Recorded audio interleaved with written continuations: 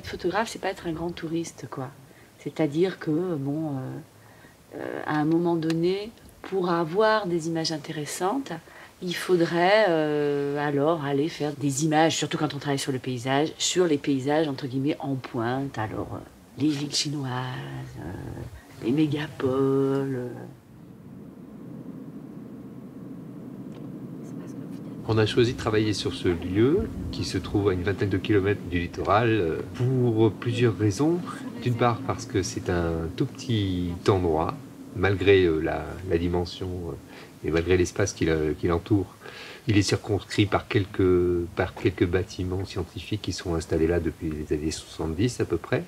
Et notre idée, c'était de travailler sur un endroit qui se trouvait près de chez nous, proche de la maison, pour pouvoir y retourner souvent, aussi souvent qu'on en avait envie. Cette pratique de la photographie hebdomadaire, de paysage, sur un lieu assez petit, nous a permis vraiment d'épuiser notre sujet, d'avoir le sentiment de creuser un sillon dans notre observation d'un lieu. Donc c'est pour ça que nous avons choisi de travailler ici. C'est un peu comme un studio en fait, un plateau de cinéma en plein air. Bon, c'est le plateau de Calerne, nous c'est notre plateau de cinéma.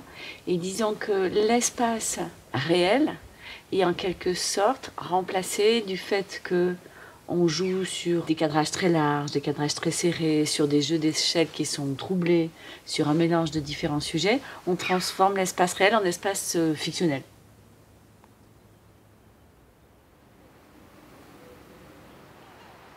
Les arpenteurs, c'est à la fois les scientifiques qui, ici en l'occurrence, font beaucoup de travail de mesure du diamètre du Soleil, mesure de la distance Terre-Lune. Et donc, eux, ce sont des arpenteurs.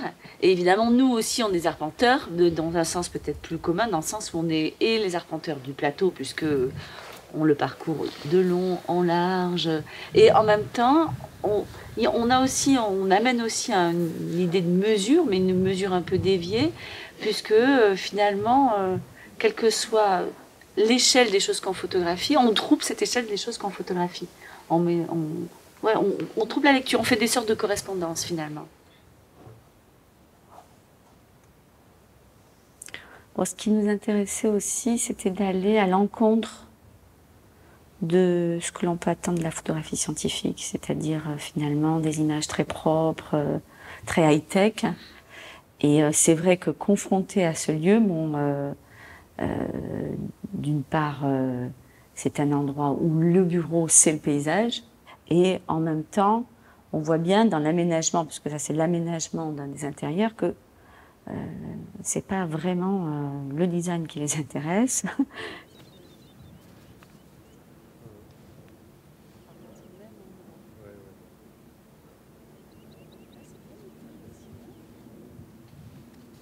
Dès le départ, on voulait qu'il y ait évidemment de la photographie de paysage, mais qu'il y ait aussi la photographie des instruments, qu'il y ait du portrait, qu'il y ait des intérieurs, qu'il y ait des détails.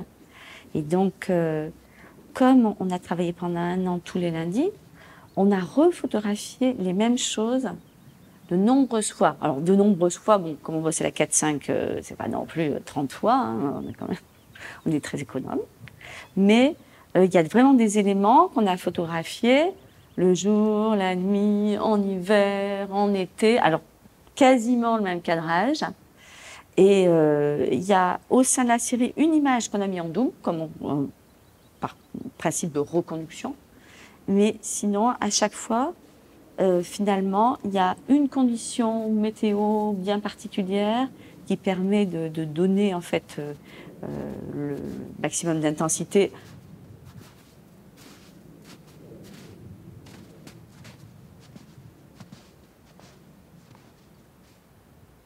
On accrochait les images dans la cantine, une image tous les 15 jours, tous les 3 semaines, pour que les scientifiques puissent voir l'évolution du travail, au moins qu'ils aient une petite idée de ce qu'on faisait, parce que sinon on ne montrait pas, quoi. Mais par contre, on n'a jamais voulu aller dans le sens de ce que eux faisaient. C'est ça qui, on ne s'est pas mis en concurrence en faisant notre travail de photographe avec les images qu'eux-mêmes vont chercher. Et cet aspect-là aussi était intéressant pour nous parce qu'on a découvert à travers ce qu'ils faisaient, il y avait un vrai goût pour l'image, il y a pas mal de ces scientifiques-là qui ont un goût pour la photographie astronomique, et qui font des images très, très propres à leur métier. Alors que nous, bon, notre travail est complètement différent. Essayer de chercher toujours ailleurs les signes des temps actuels, de la modernité, de notre époque. Si on n'est pas capable de l'avoir autour de chez nous, ça sert à rien d'être artiste. Et c'est aussi pour ça que on a choisi de rester là et de creuser. Et du coup, je pense que ce projet-là, il va déterminer, enfin il commence à déterminer d'ailleurs la suite du travail, puisque nous sommes les nouveaux Luigi Guerri français, puisque Luigi Guerri, lui, a travaillé toujours quasiment en Italie, quoi. Et on a changé notre fusil d'épaule. Nous ne serons plus des touristes photographes.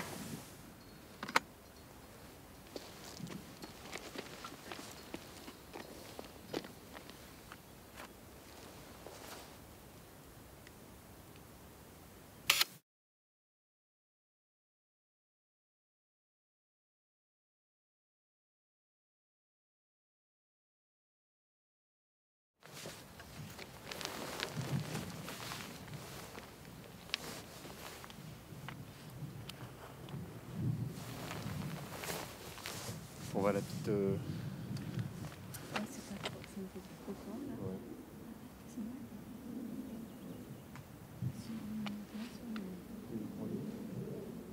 En descendant. Et même sur les cailloux, parce qu'on a vraiment fait ça. Enfin, on en a, mais elles sont pas bien. Ouais. Non, bah lui, non, moi je pensais au moins à des Allez. Ou toi, tu penses aller là-bas, Ouais, mais on le fera après. au petit paysage? Non, je pensais à la roulotte. Oh, merde.